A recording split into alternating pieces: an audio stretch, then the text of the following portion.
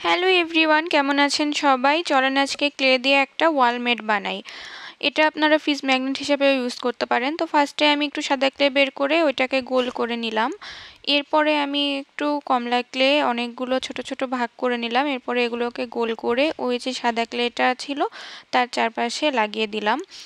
এরপরে আমি কিছু পাতা বানিয়ে নিব। পাতা বানানোর জন্য আমি সবুজ কালারের ক্লে ইউজ করছি।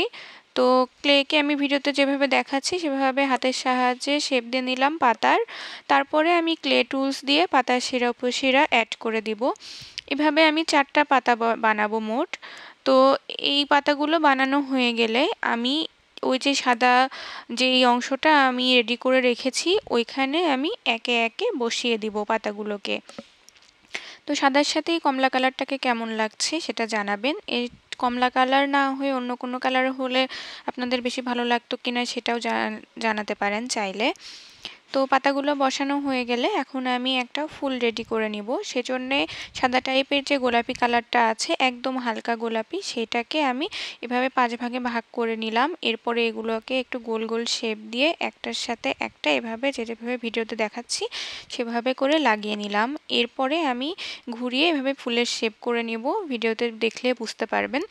তারপরে মাঝের অংশে আমি একটু কমলা ক্লে দিয়ে নিলাম।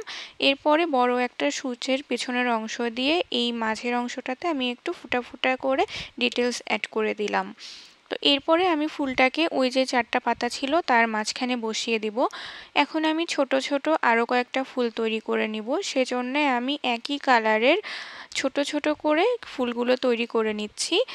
একইভাবেই আমি একই ডিজাইনের ফুল তৈরি করব। এই জন্যে আমি এই যে ক্লেগুলো একটার উপর একটা লাগিয়ে এভাবে ঘুরিয়ে এনে ফুলের শেপ দিয়ে নিলাম এবং মাঝখানে আমি কমলা কালারের ক্লে দিয়ে নিলাম। এরপরে সূচের সামনের অংশ দিয়ে আমি ডিটেলস অ্যাড করে দিব।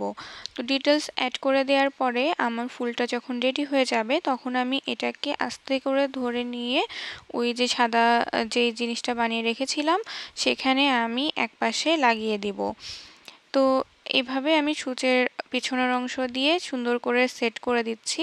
এখন আমি আরও একটা ফুল বানিয়ে নিয়েছি। এই ফুলের টিউটোরিয়াল আর দিইনি, কারণ একইভাবে তো বানিয়েছি, একই ডিজাইনই ফলো করেছি, এজন্য আর বারবার একই জিনিস দেখিয়ে তো লাভ নেই। এই জন্যে আমি অফ ক্যামেরায় বানিয়ে নিয়ে এখন এটা আমি এখানে সেট করে দিচ্ছি। এরপরে আমি আরেকটা ফুল বানিয়ে নিয়েছি, সেটাও এখানে সুন্দর করে সেট করে দিচ্ছি। তো এভাবে আমি 3টা ছোট ছোট ফুল বানিয়ে নিয়েছি এবং বড় একটা ফুল মাঝখানে দিয়েছি।